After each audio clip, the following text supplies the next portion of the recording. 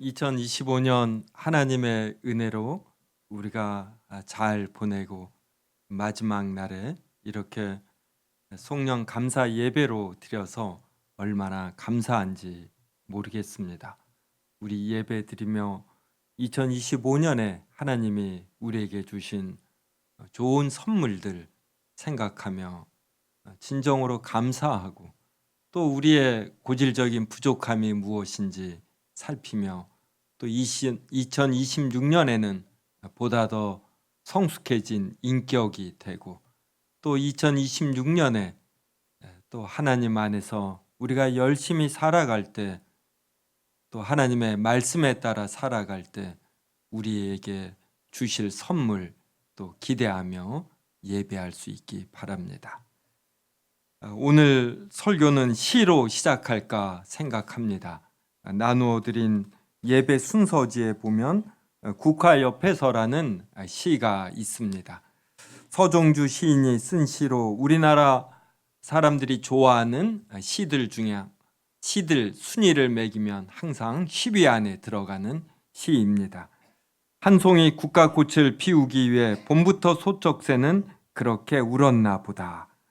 또 한 송이 국화꽃을 피우기 위해 천둥은 먹구름 속에서 또 그렇게 울었나 보다. 이렇게 나와 있습니다.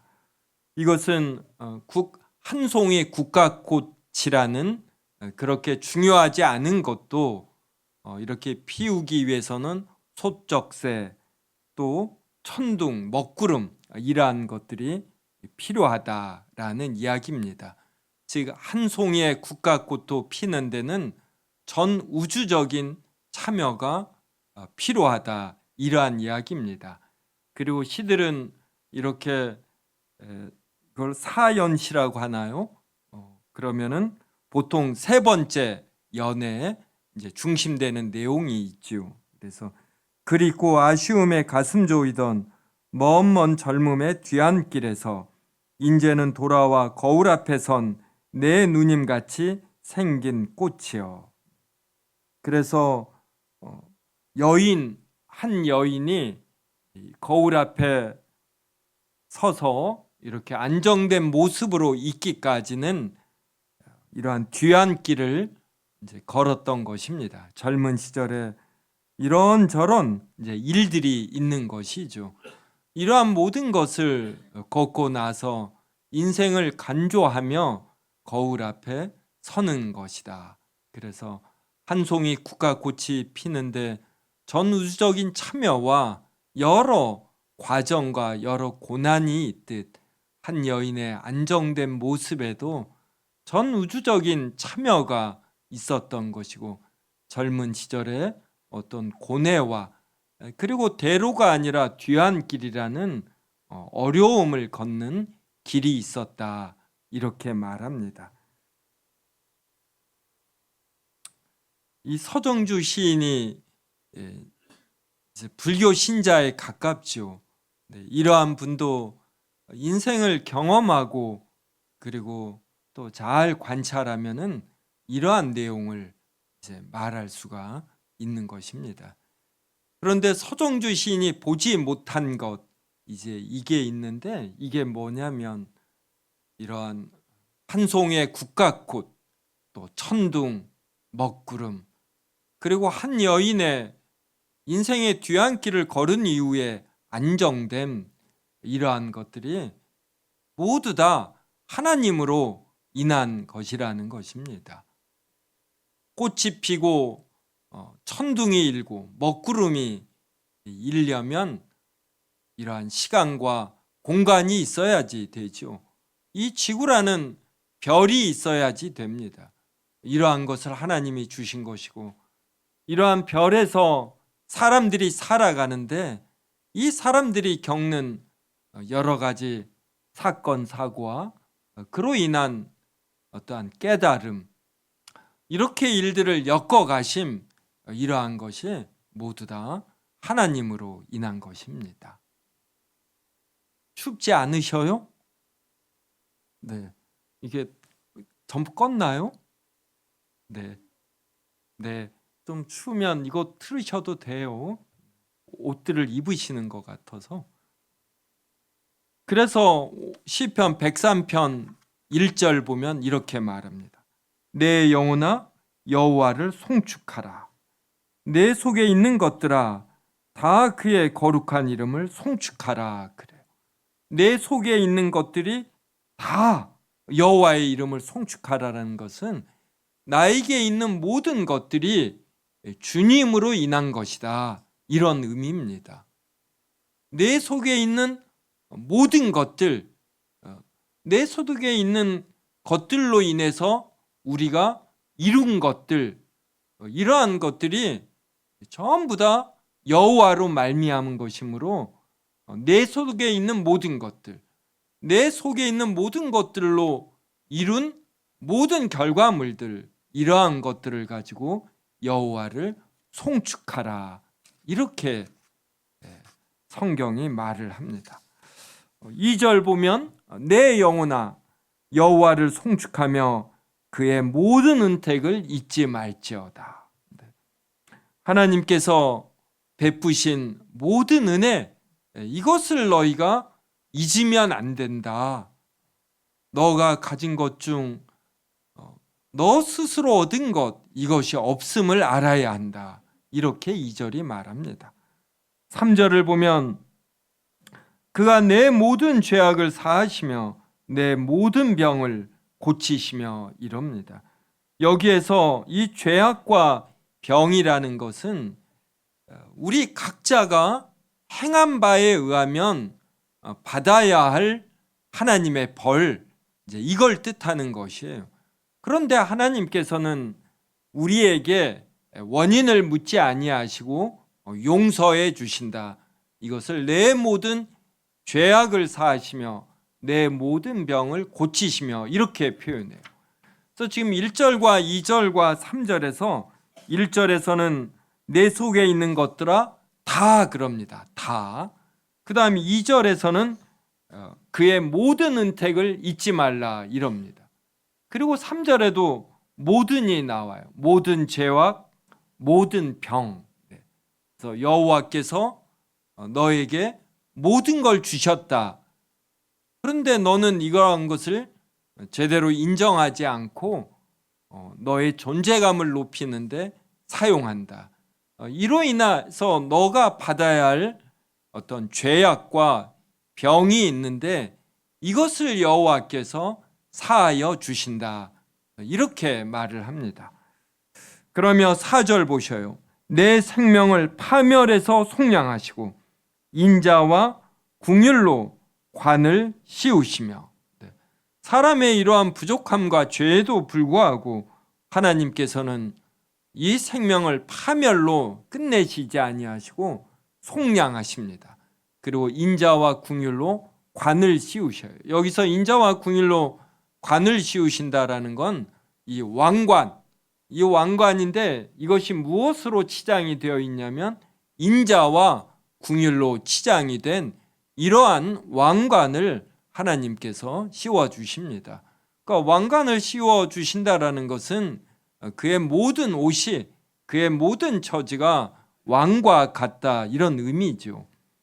5절에 보면은 좋은 곳으로 내 소원을 만족하게 하사 내 청춘을 독수리같이 새롭게 하시는도다.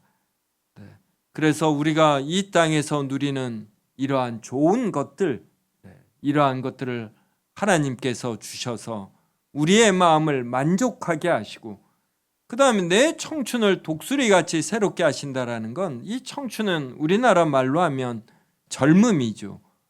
우리의 젊음을 독수리같이 새롭게 한다. 독수리가 어떤 새들의 왕으로서 어떤 힘찬 기상을 대표하지 않습니까? 그래서 우리가 각자마다 이제 나이대가 달라요. 근데 그 각각의 나이가 펼칠 수 있는 가장 좋은 것, 이제 이것을 청춘, 젊음으로 5절이 표현을 합니다. 그래서 어떠한 나이대이든 그 나이대에서 가질 수 있는 가장 좋은 것으로 하나님께서 채워주신다, 이런 말입니다. 이러하니 우리가 어떠해야지 됩니까? 여호와를 송축해야지 되는 것이에요. 그러니까 여호와를 송축하려면 자신이 죄인이고 그래서 하나님께 큰 벌을 받아야 함, 이것을 알아야지 돼요. 이것을 알지 않고서는 여호와를 송축할 수 없습니다. 성도 여러분은 이 겸손이 어디에서 온다고 생각합니까? 우리가 겸손하려면 금식하면 될까요? 기도를 많이 한다. 금식하면서 10일씩 기도하신 분은 어떻게 됩니까? 또 성경을 일독을 한다. 10독을 한다. 이러한 분은 다른 성도들이 문제가 있어서 상담하러 오면은 금식 기도하라. 성경 일독하라. 이렇게 반응을 합니다. 그래서 성경 10독하고 겸손한 분 있던가요? 네. 이 성경 내용으로 깊이 물이 들면 겸손해집니다. 근데 사람은 무언가 자기가 행위를 하고 나면 이게 공로가 되고 이게 벼슬이 돼요. 그래서 이것을 이루지 못한 사람을 이렇게 낮잡아 보고 상대적인 우월감을 갖게 되어서 겸손함을 갖기가 얼마나 힘든지 모릅니다. 그런데 자신이 죄악을 저지르고 이것이 재수없게 발각이 나면은 그래서 부끄러움을 사람들에게 당하면 그때 비로소 겸손해집니다. 자신이 별 수 없는 존재임을 알고 또 자신이 큰 죄를 저질렀는데 하나님께서 이것을 감춰주십니다. 그때 또 겸손해지는 것이에요. 사람이 정말 별 수 없구나. 내가 다른 사람들을 향하여 자랑할 것이 없구나.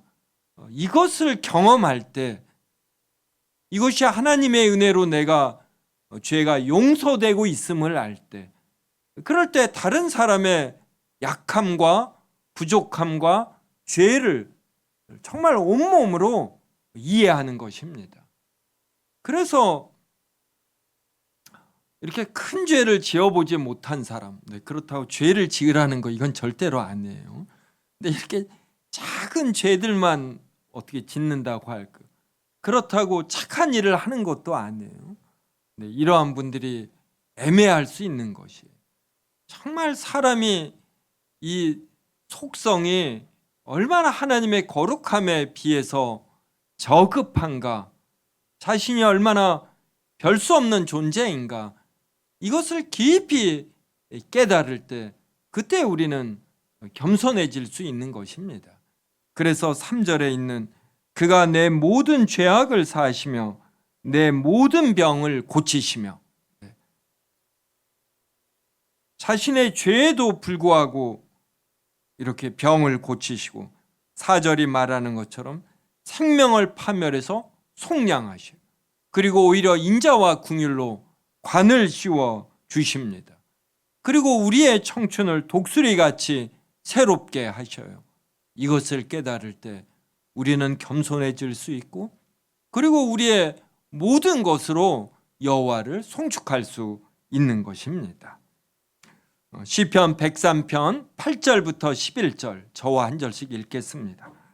여호와는 긍휼이 많으시고 은혜로우시며 노하기를 더디하시고 인자하심이 풍부하시도다.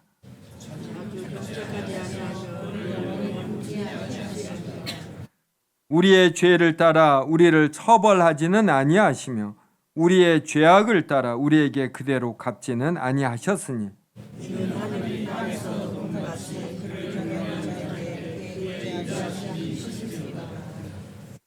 성도 여러분은 하나님 하면은 이렇게 떠오르는 느낌이 무엇인지요?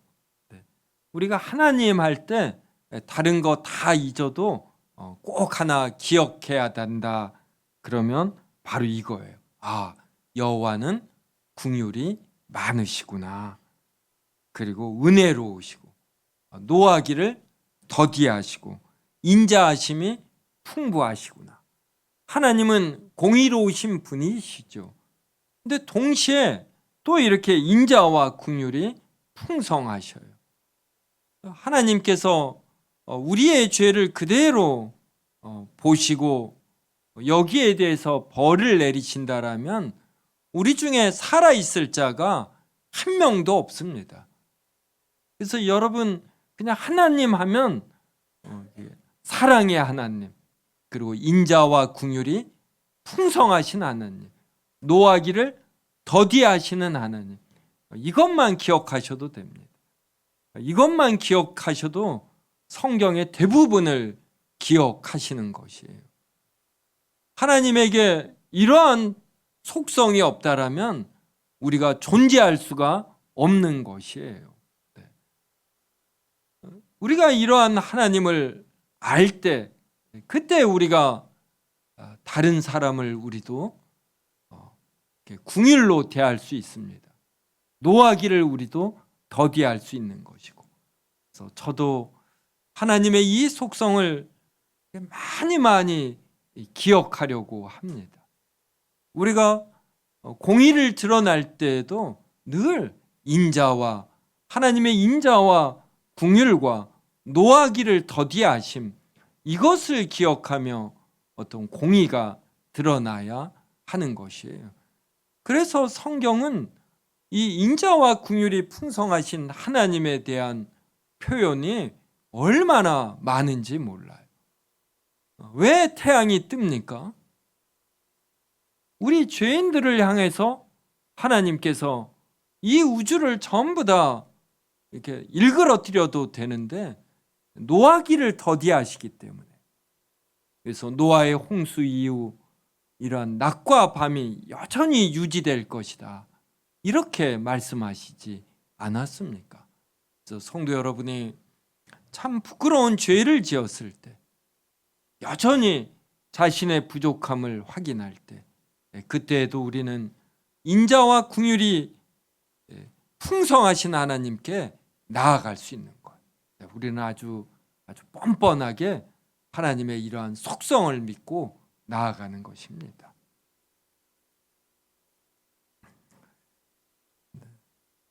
11절에 보면 이는 하늘이 땅에서 높음같이 그를 경외하는 자에게 그의 인자하심이 크심이로다. 하늘이 땅에서 높음같이, 그러니 하나님의 긍휼하심이 얼마나 큰가 알 수 있지요. 그래서 하나님은 이러한 긍휼하심으로 우리의 죄, 1만 달란트라고 그러잖아요. 뭐 한 16조 되나요? 이걸 하나님이 용서해 주십니다.